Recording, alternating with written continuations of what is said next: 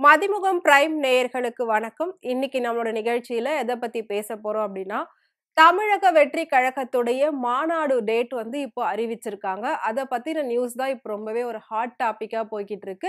அது மட்டும் இல்லாம நடிகர் விஜயா இருந்தவரு இப்போ முழு நேர அரசியல்வாதியா மாறிட்டாரு அப்படின்னே சொல்லலாம்.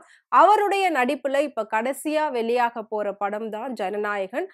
அந்த படத்துக்கு மக்கள் மத்தியில பெரிய அளவுல எதிர்பார்ப்பு இருக்கு. அத தாண்டி 2026ல நடக்க போற சட்டமன்ற தேர்தல்ல விஜய் எப்படி களம் காண போறாரு அப்படின்றத நெனச்சாலும், ஒரு பெரிய எதிர்பார்ப்பு கண்டிப்பா இருக்கு. விஜயோட படத்துக்கும் சரி, அதாவது ஒரு நடிகராவும் விஜய் கிட்ட ஒரு பெரிய எதிர்பார்ப்பு இருக்கு. அரசியல்வாதியாவும் விஜய் கிட்ட ஒரு பெரிய எதிர்பார்ப்பு மக்கள் மத்தியில இருக்கதான் செய்யுது. இதுக்கு நடுவுல விஜய் வந்து அரசியலுக்கு வந்ததுக்கு அப்புறமா ஒவ்வொரு ஸ்டெப்பா மூவ் பண்ணி வந்துகிட்டு இருந்தாரு. அதுல முதல் மாநாடு போன வருஷம் நடத்தியிருந்தாரு. விழுப்புரம், விக்கிரவாண்டி, வி சாலையில நடத்தினாரு. என்னதான் நம்ம பிளான் பண்ணி எல்லா விஷயமும் கரெக்டா பண்ணாலும், ஏதோ 1, 2 மைனஸ் இருக்கதான் செய்யும். கண்டிப்பா வந்து பிரச்சனைகள் வரதான் செய்யும். ஏன் அப்படின்னா, மத்த கட்சியினர்கள்லாம் வந்து எப்படி இவங்க மேல தப்பு சொல்லலாம், எப்படி இவங்க மேல நம்ம குற்றம் சாட்டலாம் அப்படின்றதுதான் அவங்களோட பார்வையா இருக்கும். இது நம்ம எல்லாருக்குமே தெரியும். அப்படி இருக்கிற பட்சத்துல என்னதான் எல்லாமே ஃபுல்ஃபில்லா பண்ணாலும், ஏதோ ஒரு சில விஷயங்கள் வந்து தமிழக வெற்றி கழகத்துக்கு தொடர்ந்து பிரச்சனையாவே வந்துட்டு இருக்கு அப்படின்னு சொல்லலாம். இப்போ விஜய் பாத்தீங்கன்னா, அடுத்த வருஷம் தேர்தல்ல களம் காண போறாரு. அதுக்கு முன்னாடி இப்போ நான் சொன்ன மாதிரி முதல் மாநாடு போன வருஷம் நடந்தது.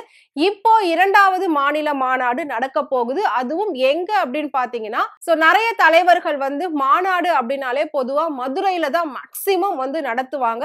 அந்த வகையில விஜயும் பாத்தீங்கன்னா, தன்னோட 2வது மாநில மாநாட மதுரையில நடத்த போறாரு.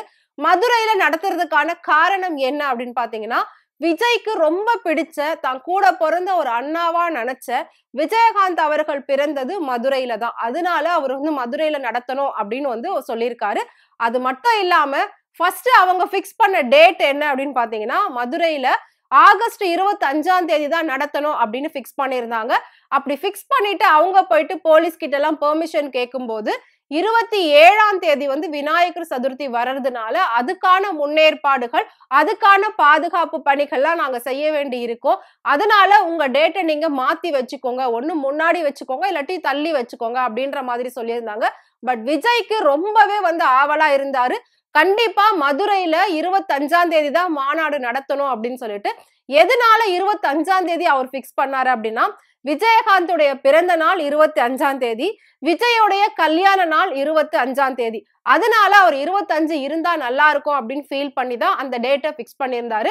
பட் விநாயகர் சதுர்த்தி வர்றதுனால அதுக்கே நிறைய விஷயங்கள் தேவைப்படும். அதுக்கே போலீஸ் வந்து நிறைய பாதுகாப்பு பணிகள்ல ஈடுபட வேண்டி இருக்கும். அதனால அவ்ளோ கிட்ட நீங்க வச்சுக்கிட்டீங்க அப்படின்னா கண்டிப்பா அது பெரிய பிரச்சனையில தான் போய் முடியும்.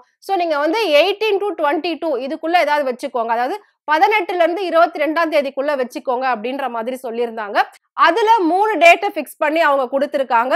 இப்போ விஜய் வந்து ஃபைனலா எந்த டேட்ல மாநாடு நடத்த போறாரு அப்படின்னு பாத்தீங்கன்னா, ஆகஸ்ட் மாதம் 21ஆம் தேதி விஜயுடைய 2வது மாநில மாநாடு நடக்க போகுது.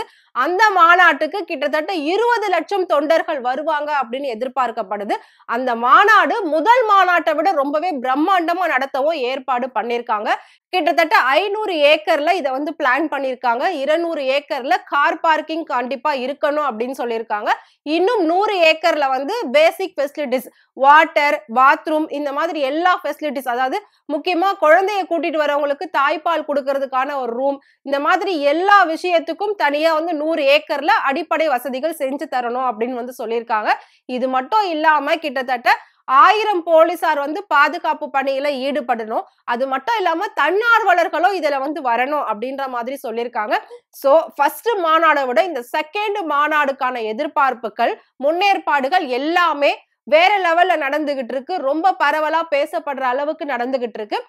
குறிப்பா வந்து மத்த கட்சியினரோட எல்லா மாநாடுமே பாத்தீங்கன்னா அந்த இடத்துல தான் நடந்திருக்கு அப்படின்னே சொல்லலாம். ரீசெண்டா கூட திமுகல இருந்து ஒரு கூட்டம் வந்து கூட்டியிருந்தாங்க. அதுவும் அந்த இடத்துல தான் நடந்தது. எல்லா கட்சி தலைவர்களும் மாநாடு அப்படின்னா அந்த இடத்த தான் சூஸ் பண்ணுவாங்க மேக்சிமம். அது மட்டும் இல்லாம மதுரை அப்படிங்கிறது தமிழர்களுக்கு ஒரு சில விஷயங்கள்ல பேர் போன ஒரு இடம். அதனாலேயே அது ஒரு சென்டிமெண்ட் டச் ஆன ஒரு பிளேஸ் அப்படின்னே சொல்லலாம். அதனாலதான் விஜய் வந்துட்டு அந்த இடத்த சூஸ் பண்ணியிருக்காரு. விஜயகாந்த் அவர்களும் பாத்தீங்கன்னா மதுரையில தான் தன்னோட அரசியல் பயணத்தை தொடங்கியிருக்காரு. அது மட்டும் இல்லாம அந்த இடத்துல தான் அவரோட முதல் மாநாடும் நடந்திருக்கு. சோ விஜயகாந்த் பிறந்தது அந்த ஊரு. அவருடைய பிறந்த தேதி வந்து ஆகஸ்ட் 25. அவரு அரசியல் பயணத்தை தொடங்குனதும் மதுரையில தான். அவரோட மாநாடு நடந்ததும் பாத்தீங்கன்னா அந்த இடத்துல தான். சோ இது எல்லாத்தையும் குறிப்பிட்டு தான் விஜய் வந்து அந்த இடத்தையும் அந்த டேட்டையும் பிக்ஸ் பண்ணிருக்காரு. பட் பிக்ஸ் பண்ணதுல டேட் மட்டும் இப்ப சேஞ்ச் ஆயிருக்கு.